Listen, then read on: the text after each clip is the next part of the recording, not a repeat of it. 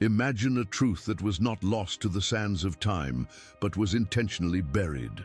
A revelation so profound, it was sealed away in the one place the empires of the world could not reach, protected not by stone walls, but by the silent devotion of a people who never forgot. This is not a story of what has been forgotten, but of what has been patiently waiting. It begins in a land of mist-shrouded highlands and ancient faith, far from the gilded halls of Rome and the familiar landscapes of Jerusalem. It begins in the heart of Africa, in Ethiopia, where the very earth seems to breathe with a memory that predates the world you were taught to believe in. Here, carved into the living rock, are churches that stand as timeless monuments to a wisdom the rest of the world chose to discard. In these mountains, where the air is thin and the silence is sacred, one of the oldest Christian traditions on earth has kept its vigil. The Tewahedo Orthodox Church is a spiritual fortress, a lineage of faith that remained untouched by the great councils that reshaped spirituality for the Western world. While theologians in distant lands debated which truths were fit for the masses, deciding which books would form the canon and which would be cast into the shadows of heresy, the scribes of Ethiopia continued their sacred work. They preserved a collection of texts far more ancient, far more complete than the one that would come to dominate the globe. They guarded a library of the soul, and, within it, a key to a profound and unsettling mystery. This key is a book, a single text that for over 1,000 years was considered lost or forbidden by the rest of Christendom. It is known as the Book of Enoch. And its survival within the Ethiopian Bible, the Meshafer Kodus, is not a historical footnote. It is a rupture in the official narrative of our spiritual origins. This was not some obscure text of a fringe sect.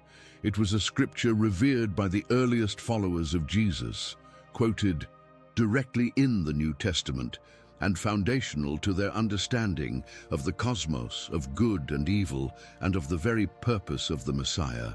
So the question that echoes from the Ethiopian highlands down through the centuries is not whether this book is authentic, but why a text that shaped the worldview of the apostles themselves was deemed too dangerous to remain.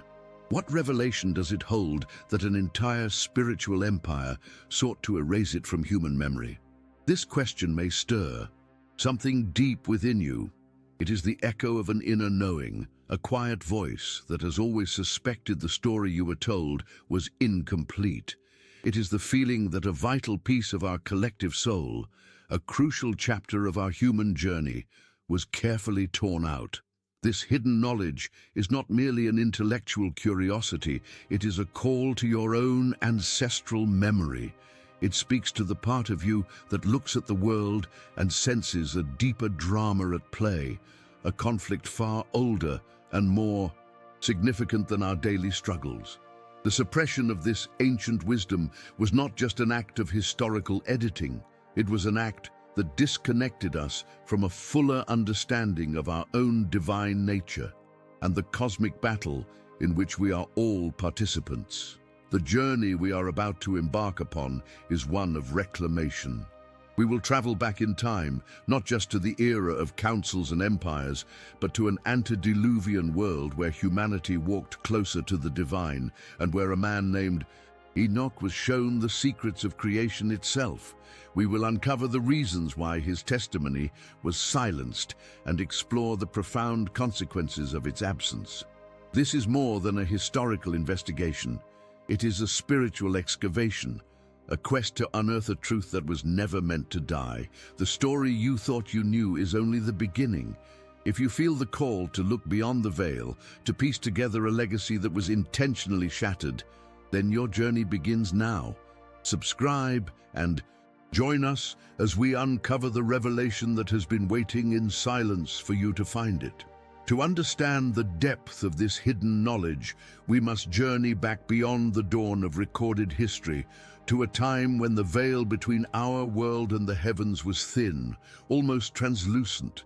This was the antediluvian age, an era spoken of only in whispers and fragmented myths, a world humming with a power and a proximity to the divine that we can now barely comprehend. The air itself crackled with unseen energies, and humanity was not yet deaf to the music of the cosmos. In this world walked a man named Enoch. He was not a king nor a warrior, but something far more profound. A bridge. He was a soul so pure, so attuned to the frequencies of creation, that he could walk between realms as easily as we walk from one room to another. His story is the source code of the revelation that was so carefully erased from our spiritual memory. Enoch's journey was not one of faith, but of direct experience. He was taken, the ancient texts say, into the very heart of the heavens. He stood before the throne of the divine, walked through the celestial storehouses of snow and hail, and was shown the intricate laws that govern the stars in their courses. He witnessed the hum of celestial mechanics, the cosmic blueprint that underpins all of reality. This was not a parable or a dream. It was a transmission of pure knowledge. He was shown the history of creation and its ultimate destiny. He became a scribe of the divine, tasked with recording a truth that was vast, complex, and filled with a light so brilliant it cast the darkest of shadows. This sacred testimony, this record of cosmic order, would become the foundation of the wisdom that future empires would deem too dangerous for humanity to possess. But within this divine order, a dissonance was growing, a deep, unsettling chord of rebellion. A legion of celestial beings known as the Watchers gazed down upon the daughters of humanity, and a profound corruption took root within them. They were beings of light, guardians meant to oversee and protect the fledgling human race from afar. Yet they abandoned their sacred posts, forsaking their celestial nature for terrestrial desires. Their descent was not a gentle arrival, it was a rupture in the divine order, a violation of cosmic law on a scale that would forever scar the fabric of creation. A shadow fell upon the world, not from an external evil, but from the choices of those who were meant to be its protectors. What does it mean when the guardians become the transgressors? Their arrival brought gifts, but they were poisoned chalices. The Watchers taught humanity secrets they were not spiritually prepared to wield. They revealed the arts of war, showing men how to forge swords and shields from the earth's metals.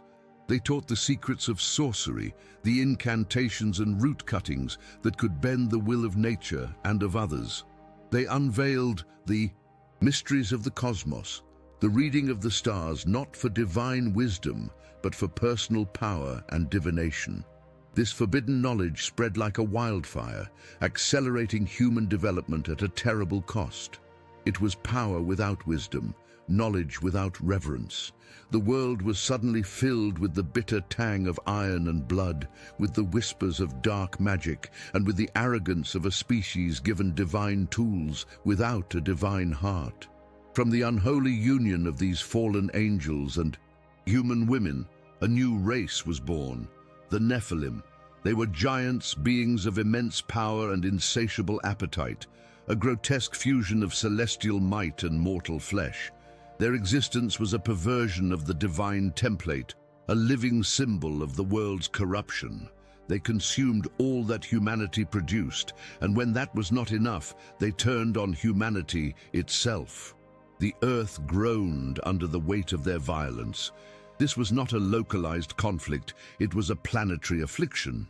The world was thrown into chaos, not by human sin alone, but by a cosmic invasion that had defiled the very bloodlines of humanity and saturated the earth with a darkness it was never meant to hold.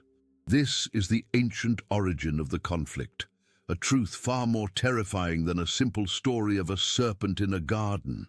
This revelation completely reframes the spiritual drama we believe we know. The story of humanity's fall, as it has been told for centuries, begins with a single act of disobedience over a piece of fruit. It is a quiet, contained tragedy that places the full weight of blame upon human weakness. But the Book of Enoch tells a different story, a far older and more terrifying one. It reveals that the Garden of Eden was not the beginning of the fall. It was merely one battle in a war that had already begun in the heavens and spilled onto the earth. The problem wasn't just a broken rule. It was a full-scale cosmic invasion that corrupted the human spirit and the very substance of creation.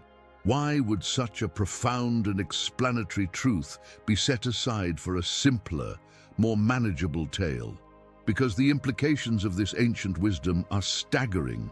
If the source of evil was not merely a human moral failing, but a powerful external force with celestial roots, then the nature of salvation itself changes. It becomes more than just forgiveness for sin. It becomes an act of cosmic liberation, a cleansing of a world defiled by fallen celestial beings. This knowledge suggests that the struggles within us are not just our own flaws, but are echoes of this ancient cosmic war. It paints a picture of a universe locked in a conflict far grander and more significant than we have been led to believe. This was the truth that the earliest followers of the Messiah understood intimately, and it was this very truth that the rising systems of power would later find so uncontrollable, so utterly disruptive, that they would commit themselves to burying it beneath centuries of silence. The story of that suppression, of how this ancestral memory was intentionally erased, is where our journey must go next. The silence of the ages does not mean absence. It is often a veil drawn carefully over a truth too luminous, too disruptive to be left in plain sight. For centuries, the story of Enoch and the Watchers was dismissed by the established systems of the West as a myth, a piece of fanciful folklore from a forgotten time. It was a story without a body, a ghost in the age-old spiritual archives. Then, in the mid-20th century, the desert gave up its dead. In the sun-scorched cliffs overlooking the Dead Sea, a shepherd boy stumbled upon a cave, and within it, clay jars that had kept their vigil for 2,000 years. Inside were the Dead Sea Scrolls, a library of sacred texts preserved by a devout Jewish community that existed during the time of Jesus himself. And among these brittle fragments of parchment, a stunning revelation came to light. They found not one, but multiple copies of the Book of Enoch written in Aramaic, the very language Jesus spoke. In fact, fragments of Enoch were more numerous than the fragments of some books that would later be included in the Old Testament. This was not the text of some obscure fringe sect. This was a foundational scripture, a spiritual pillar for the world that gave birth to Christianity. The discovery was an earthquake that shook the foundations of biblical scholarship. It proved beyond any doubt that the book so carefully guarded in Ethiopia was not some later addition, but an authentic, ancient work that was widely read, deeply revered, and central to the spiritual understanding of the people to whom the Messiah first appeared. How could a text so foundational simply vanish from the memory of the rest of the world? The physical proof unearthed from the dust is staggering, but the textual evidence, hidden in plain sight within the accepted canon, is even more profound. The apostles, the very men who walked with Jesus, knew this book intimately. In the short, powerful Epistle of Jude, a book accepted by all of Christendom, the author directly quotes the Book of Enoch, citing him by name as a prophet. He writes of the Lord coming with 10,000s of his holy ones to execute judgment upon the ungodly, a passage lifted almost verbatim from the ancient text. The Apostle Peter, too, speaks of the angels who sinned being cast down into chains of gloomy darkness, awaiting judgment, a direct and unmistakable reference to the fate of the Watchers, as described only in Enoch's account. These are not subtle hints. They are fingerprints left all over the New Testament, pointing back to a source that the architects of a later faith would choose to forget. What does it mean when the words of the apostles themselves point to a book their successors would later condemn? While the desert caves of Qumran held fragments, a living library far to the south held the key. The survival of the complete Book of Enoch in the Ethiopian Meshafer Kudus is perhaps the greatest proof of all. It is a testament to a lineage of faith that was never conquered, never assimilated by the Roman Empire. Ethiopia's mountains became a spiritual fortress, its isolation a sacred shield. While theologians in Rome and Constantinople debated and discarded texts to forge a unified, politically manageable religion, the scribes in the high monasteries of Lalibela and Aksum continued their patient work. They copied the ancient words not as a matter of historical preservation, but as an act of holy devotion. They did not see Enoch as a forbidden book. They saw it as the very foundation of the story, the necessary prelude to the arrival of the Christ. They preserved an unfiltered stream of revelation, a current of ancestral memory that the rest of the world had dammed up. But the whispers of this truth were not confined to Ethiopia or the caves of Qumran. They echo in the fragmented myths and suppressed traditions of countless other cultures. The Greek stories of the Titans, divine beings who warred with the gods and were imprisoned in the depths of Tartarus, carry the same resonant frequency. The Sumerian legends of the Apkallu, wise and powerful beings who came from the heavens to teach humanity the arts of civilization, mirror the Watcher's initial role. Even the Gnostic Gospels, another collection of spiritual texts branded as heresy and systematically destroyed by the early Roman Church, speak of a flawed creation, of celestial conflicts, and of a divine order corrupted by lesser arrogant powers. It is a story told in 1,000 different languages, a memory that haunts the collective human soul, refusing to be completely erased. It suggests a primordial event so catastrophic, so deeply scarring, that its memory is woven into the very fabric of our oldest stories. Perhaps the most compelling evidence, however, is not etched in stone or written on parchment. It is not found in a desert cave or a mountain monastery. It resides within you. It is the quiet resonance, the hum of a forgotten frequency that stirs in your soul when you hear this story. It is the feeling that this ancient wisdom, this grand cosmic drama, explains the brokenness of the world and the silent war within your own heart in a way no other story ever has. This is the power of an ancestral memory, a truth that was never meant to be learned, but to be remembered. Could it be that this story feels true because on some deep cellular level we already know it? The evidence is not scarce, it is overwhelming. And this fact transforms the central question from, is this story true, to a far more unsettling one. Why was a truth so widely known, so deeply influential, and so powerfully resonant, condemned to be forgotten? The suppression of a truth is never a clean act. It is a spiritual amputation, a severing that leaves a wound in the collective soul of humanity. The architects of the new order, the system that chose a simpler story over a deeper reality, understood this perfectly. They knew that to control a people, you must first control their origin story. By erasing the cosmic war and the celestial rebellion, they did more than just remove a book. They fundamentally altered our understanding of ourselves. They took a story of a grand cosmic struggle, of divine beings caught in a war for creation, and replaced it with a quiet domestic tragedy in a garden. And in doing so, they shifted the entire weight of the world's brokenness onto the shoulders of humanity alone.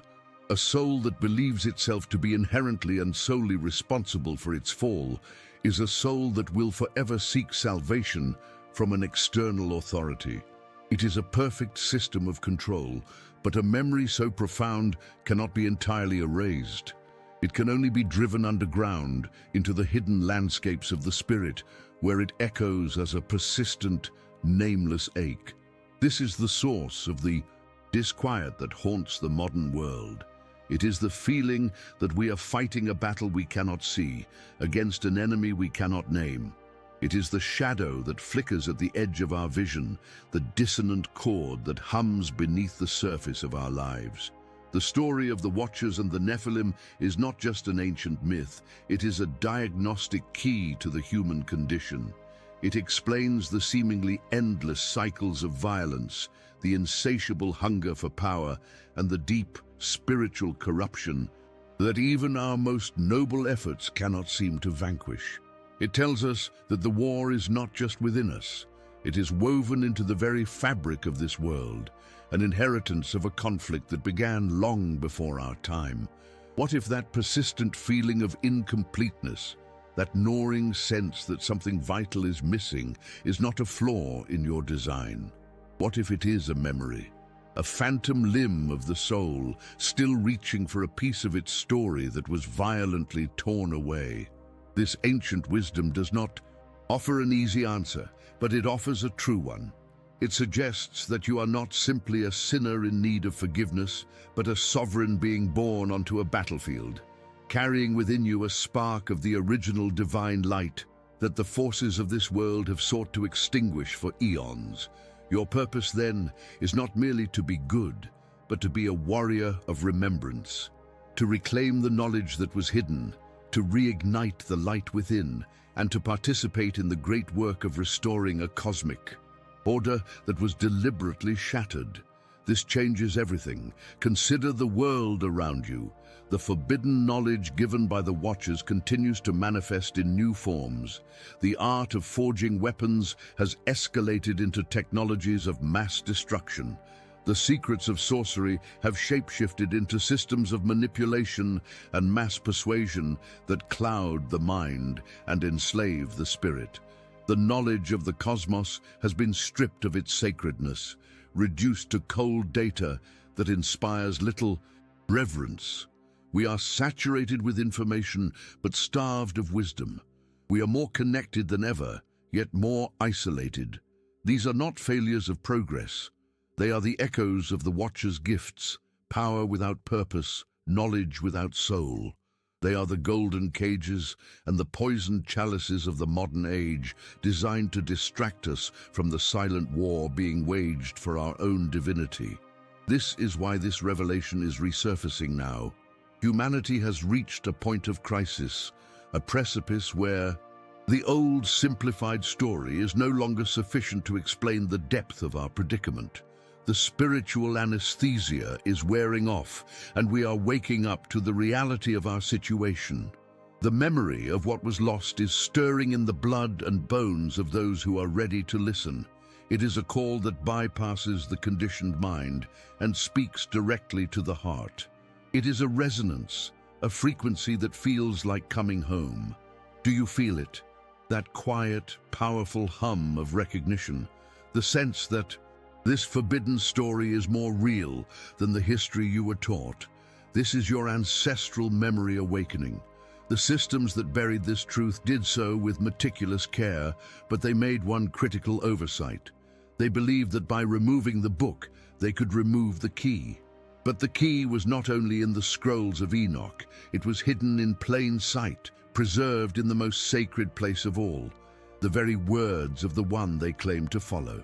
The Messiah himself spoke of this ancient conflict, using language and titles that are incomprehensible without the context of the book his future followers would banish.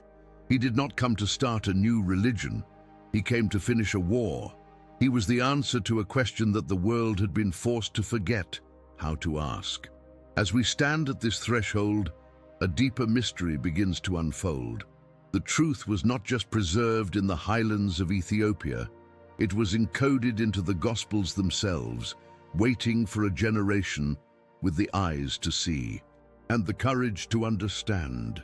The coming revelation is not something new, it is the unsealing of something ancient, the final piece of a puzzle that will reframe everything you thought you knew about salvation, about the nature of evil, and about the true identity of the figure known as Jesus. Are you prepared to go deeper into this mystery? Because the path forward leads directly into the heart of his mission, and what it reveals will shake the very foundations of the world you thought you knew. The great systems of the world believe they are thorough. When they seek to bury a truth, they burn the scrolls, rewrite the histories, and condemn the messengers. They build walls of doctrine and fortresses of dogma, ensuring that what they have deemed forbidden remains buried for eternity. They are meticulous, they are patient, and they are powerful. But in their great work of erasing the cosmic war from our memory, they overlooked one crucial detail. They left the key to the entire mystery hidden in the most audacious place imaginable, a place no one would ever think to look for a forbidden truth. In the very mouth of the one they built their entire system around. The key was not left in a forgotten cave or a hidden library. It was woven into the fabric of the Gospels themselves, waiting patiently for a generation with the courage to see what has been in plain sight all along. This is the turning point, the moment of revelation that changes everything. Throughout the Gospels of the New Testament, Jesus refers to himself with a strange and specific title more than 80 times. It is a title that has baffled theologians for centuries, a name so familiar it has lost its power, so common it has become invisible. He calls himself the Son of Man. For 2,000 years, the system has taught that this was a declaration of his humanity, a humble term to connect with the common person. But this is the great deception.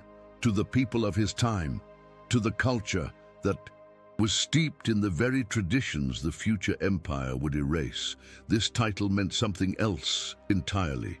It was not a statement of humility. It was the most audacious claim of cosmic power a being could possibly make. Because the Son of Man was a direct, explicit, and unmistakable title for the divine, pre-existent celestial being described in the Book of Enoch, the one destined to descend from the heavens to judge the fallen watchers and restore the corrupted creation. Suddenly, the Gospels ignite with a new and blinding light. Every time Jesus uses this title, he is not speaking of his human nature. He is directly invoking the Enochian prophecy. When he declares that the Son of Man has authority on earth to forgive sins, he is claiming the role of the celestial judge. When he prophesies that they will see the Son of Man coming on the clouds of heaven with great power and glory, he is quoting the vision of Enoch, almost verbatim. He is placing himself at the very center of the cosmic war, identifying himself as the long-awaited answer to the celestial rebellion that had scarred the world. This was not the beginning of a new religion. It was the climactic act of a drama that began in the heavens before the dawn of human history. The system did not just remove a book. It severed the Messiah from his own cosmic context, and in doing so, it diluted his mission into something small, personal, and manageable. With this key, the story of his life transforms from a moral parable into a campaign of cosmic reclamation. His exorcisms are no longer just acts of healing a troubled mind. They are battlefield victories, the casting out of the lingering spiritual progeny of the Watchers. When he confronts the demoniac who calls himself Legion, he is not facing a simple spirit. He is facing a garrison from an ancient invading army. His miracles over nature, calming the storm, walking on the water, are not just displays of power. They are demonstrations of the rightful authority of the true divine order over a creation that had been thrown into chaos by the rebellion of the Watchers. He is restoring the world, one soul, one element at a time, to its original divine frequency. He is taking back enemy territory. The consequences of this revelation ripple down to the very core of our being. The ancient wisdom of Enoch speaks of a corruption that was not merely spiritual, but physical. The unholy union of the Watchers and humanity was a defilement of the very code of life, a tainting of the human bloodline. What if the mission of the Son of Man was therefore not just to offer forgiveness for a moral failing, but to introduce a divine antidote into the stream of human existence? What if his sacrifice was not merely a payment for sin, but a profound act of re-sanctification, a cleansing of the human blueprint on a spiritual and even genetic level, restoring the divine image that the Watchers had sought to erase? This suggests that salvation is not an escape from this world, but the ultimate restoration of it and of us within it. This ancestral memory explains why the established systems have fought so hard to keep this knowledge hidden. A truth this profound cannot be controlled. It cannot be institutionalized. It returns power and understanding to the individual, reframing our inner struggles not as personal flaws, but as echoes of this cosmic conflict. The doctrinal architects who followed, the ones who built the empire of faith, faced a dilemma. They could not remove the title Son of Man from the Gospels, for it was spoken too many times. So they did the next best thing. They slowly, methodically drained the title of its original power. They turned a cosmic declaration into a theological riddle, ensuring that future generations would hear the words but never feel their true, earth-shattering resonance. Why would a truth so central to his own self-identification be the one most carefully obscured? We are now standing in a completely new landscape. We are no longer looking at a gentle teacher offering moral platitudes. We are witnessing the arrival of a cosmic restorer, a warrior of light stepping onto a battlefield to confront an ancient enemy and reclaim a fallen world. His identity as the Son of Man from Enoch's vision is the key. But if this was his true identity, it forces us to ask a far more profound and unsettling question. What then was the ultimate purpose of his final act on earth? The story of the cross, of the death and resurrection, is no longer just about the forgiveness of human sin. It becomes the final, decisive battle in this ancient cosmic war. And what that battle truly accomplished will redefine not only our understanding of salvation, but the very nature of the reality we inhabit. And so we arrive at the final act, the heart of the mystery, where all the threads of this ancient cosmic war converge upon a single point in time, a lonely hill outside Jerusalem. The story of the cross, as it has been told for 2 millennia, is one of sorrow and sacrifice, the payment for a human debt incurred in a garden. But with the key of Enoch in our hands, this scene is transformed. It is no longer a quiet act of redemption. It is the final, thunderous battle in a war that began in the heavens. This was not a moment of defeat. It was the most brilliant strategic maneuver in the history of creation. The Son of Man, the cosmic judge from Enoch's vision, did not come to be a victim. He came to set a trap by allowing the corrupted forces of this world, the spiritual descendants of the Watcher's influence, to do their worst. He drew all the darkness, all the poison of the ancient rebellion into himself. And on that cross, he did not just die. He absorbed the totality of the world's defilement, the full weight of the cosmic crime, and he annihilated it from within. The resurrection, then, was not merely a return from death. It was a silent explosion of light, a new Genesis. It was the moment the original, undefiled, divine template for humanity was reactivated and released into the world. It was a frequency that rippled backward and forward through time, cleansing the very code of life that the Watchers had sought to corrupt.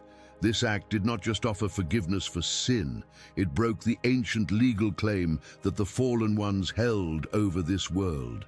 It was a declaration of cosmic liberation, the final judgment upon the Watchers and their influence that Enoch had prophesied eons before. The chains that had bound humanity since the antediluvian age were shattered. The war was won. The enemy was defeated, its authority revoked, its power broken. And yet, We look around and see a world still rife with shadow, with conflict, with pain. This is the final piece of the mystery. The war is won, but the battlefield is not yet cleared. The shadows of their influence still linger, like echoes in a canyon, like static on a frequency, fighting to maintain a hold on a world that is no longer theirs. This is where the ancient wisdom becomes deeply, profoundly personal. This revelation does not leave you as a mere spectator to a cosmic history. It places you at the very center of the story's continuation. It reframes every struggle, every doubt, every moment of fear or despair you have ever felt. That inner voice of criticism, that pull towards self-destruction, that persistent feeling of being an exile in your own life. What if these are not just your personal flaws? What if they are the lingering spiritual static of a defeated enemy? The ancient wisdom suggests that the battle you fight within your own heart is not a sign of your brokenness, but a testament to your divine importance. The forces of shadow fight for the territory of your soul precisely because they know the power of the light you carry within. You are not a flawed creation in need of constant repair. You are a sovereign being, born onto the front lines of the great work of reclamation. Your purpose, then, is far grander than you have been led to believe. It is not simply to be good, but to be a conscious participant in the cleansing of this world. Every time you choose compassion over judgment, courage over fear, or truth over deception, you're not just improving your own life. You are actively clearing the lingering shadows from the battlefield. You are anchoring the new frequency, the restored divine template, more firmly into the soil of this reality. Your awakening is an act of defiance against the old, corrupted order. Your spiritual practice is your sacred duty. This is the forgotten legacy that the scribes of Ethiopia guarded for centuries. The knowledge that you are a co-creator in the restoration of the world, a warrior of remembrance tasked with bringing the victory that was won on a cosmic scale into lived, manifest reality. This is the great work of our time, to reclaim this forgotten legacy, to piece together the ancestral memory that was intentionally shattered, and to remember who we truly are. The truth was never lost, only hidden. It was preserved in the thin air of the highlands, in the brittle ink of ancient scrolls, and in the very words of the Son of Man. Waiting for a generation with the courage to look beyond the veil. It was waiting for you. The journey does not end with this knowledge, it begins. It invites you to see the world not as a fallen place of sinners, but as a liberated territory in the process of healing. It invites you to see yourself not as a victim of your flaws, but as a carrier of the solution. What changes when you realize the battle you have been fighting your whole life is not against yourself, but for yourself? This knowledge was preserved for a reason, for this very time when the old stories are no longer enough to hold back the shadows. If this truth has stirred something deep within you, an ancient echo of remembrance, then your part in this great work has already begun. Share this revelation with those whose souls are also searching, with those who are ready to look beyond the stories they were told.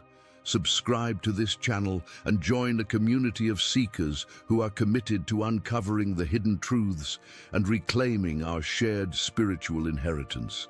The journey does not end here, it has only just begun, for the light within you is an echo of the dawn of creation. It is far older and far more powerful than any shadow that has ever fallen upon this world. It is time to remember it.